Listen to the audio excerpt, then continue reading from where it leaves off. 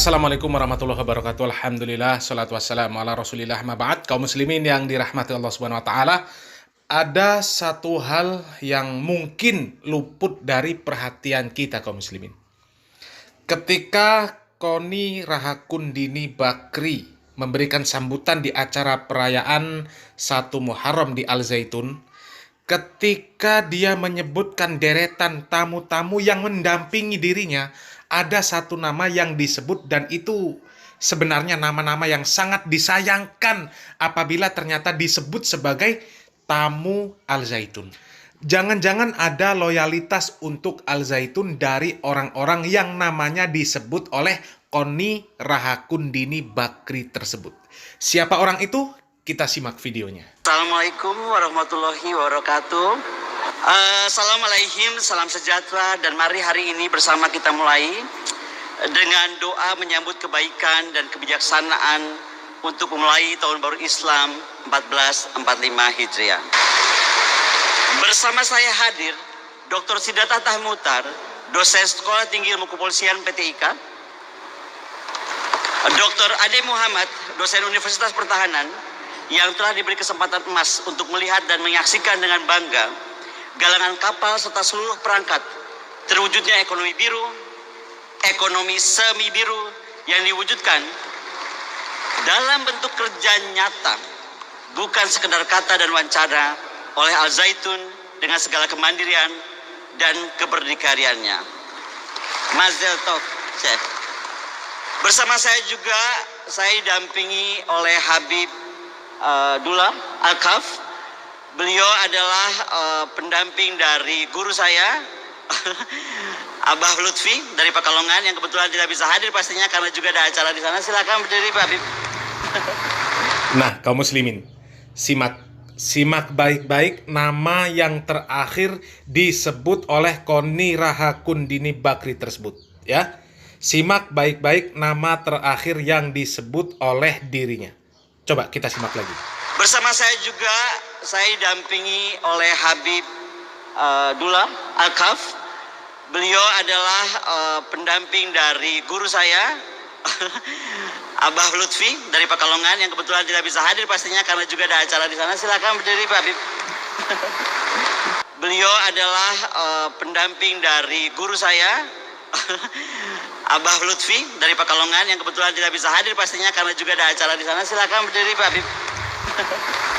Sudah jelas ya kaum muslimin, Koni Rahakundini Bakri didampingi oleh Habib Dullah Al-Kaf. Entah yang mana orangnya ini, kami tidak tahu, tapi sangat jelas disebutkan bahwa Habib Dullah Al-Kaf itu pendampingnya Habib Lutfi Pekalongan. Yang kebetulan Habib Lutfi tidak bisa hadir karena ada acara juga. Tidak bisa hadir karena ada acara juga. Kalau tidak ada acara, mungkin saja Habib Lutfi ini hadir di acara tersebut karena diundang. Wah. Jadi sebenarnya kita tahulah siapa-siapa dan seperti apa orang-orang yang diundang oleh Panji Gumilang. Tentu orang-orang yang loyal dengan Al Zaitun. Kalau MUI sebagai pihak yang tidak loyal terhadap Al Zaitun, maka tidak akan diundang. Dan kita tahu memang tidak ada perwakilan dari MUI. Dan ternyata Koni Rahakundini ini mengaku muridnya Habib Lutfi, kaum muslimin. Dengan percaya dirinya menyebut bahwa dirinya ini murid Habib Lutfi. Tapi mana ilmu yang didapat dari Habib Lutfi? Kok di dalam masjid tidak tutup aurat? Adab di rumah Allah saja tidak tahu. Parah. Apa ini yang namanya guru kencing berdiri, murid kencing berlari?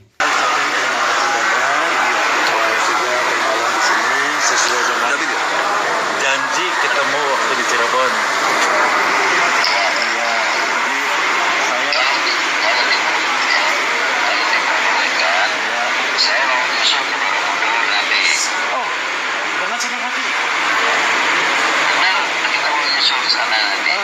Saya punya program itu tanggal 1 kita ada di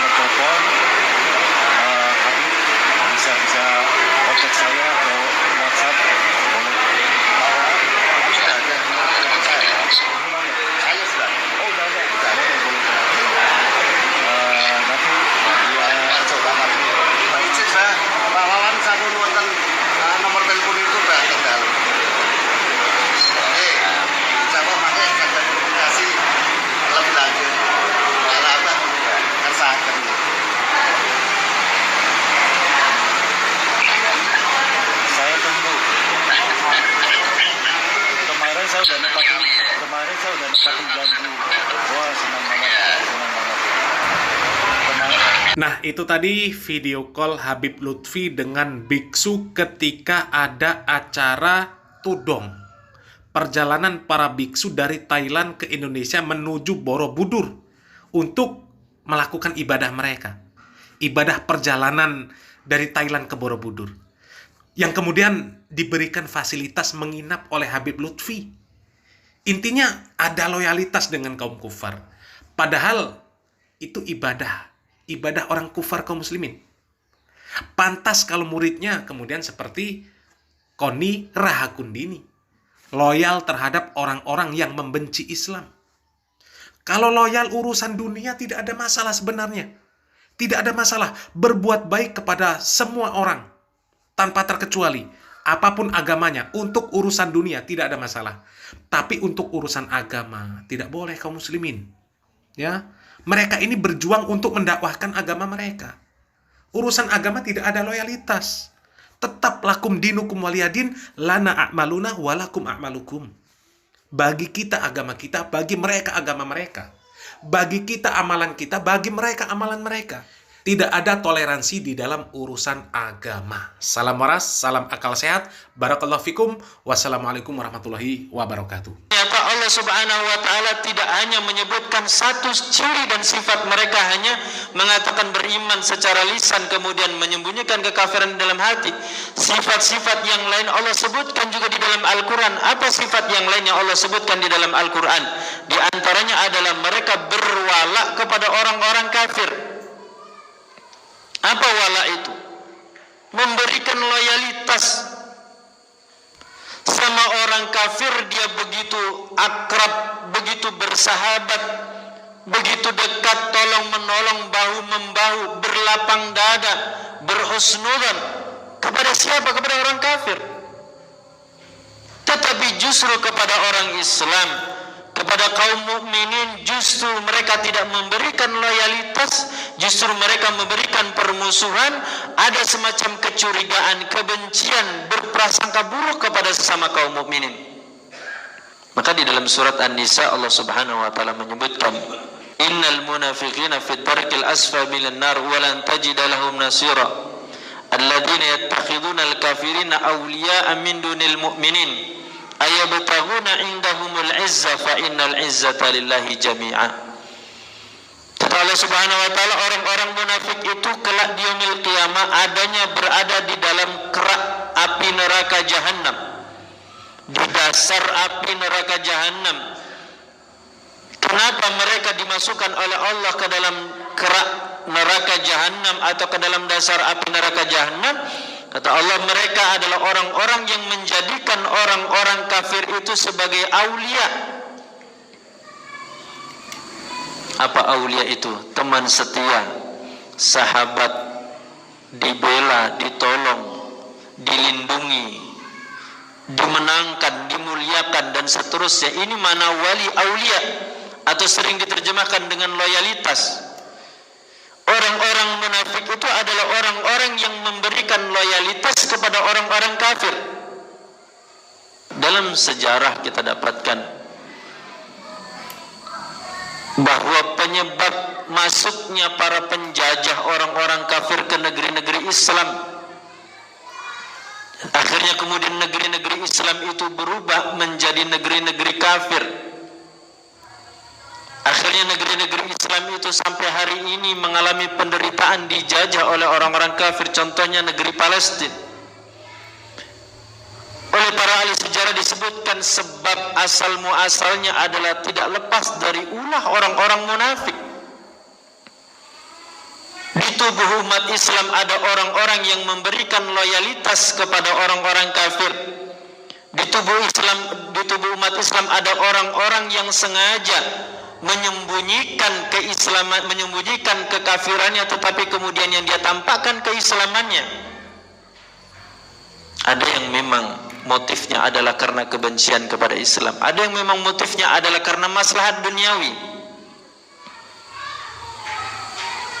Ternyata termasuk Palestina sampai kemudian sampai hari ini, dan wallahu alam sampai kapan Allah Subhanahu wa taala takdirkan akan menjadi negeri umat Islam Palestina itu juga penyebabnya dikuasai oleh orang-orang Israel, dikuasai oleh pasukan salibis.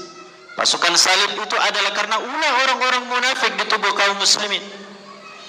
Para penguasa kaum muslimin ketika itu yang kemudian karena untuk kepentingan maslahat duniawinya kemudian mereka rela memberikan tanah dan wilayah kepada orang-orang kafir, termasuk Baghdad yang ketika itu adalah menjadi pusat pemerintahan Daulah Abbasiyah.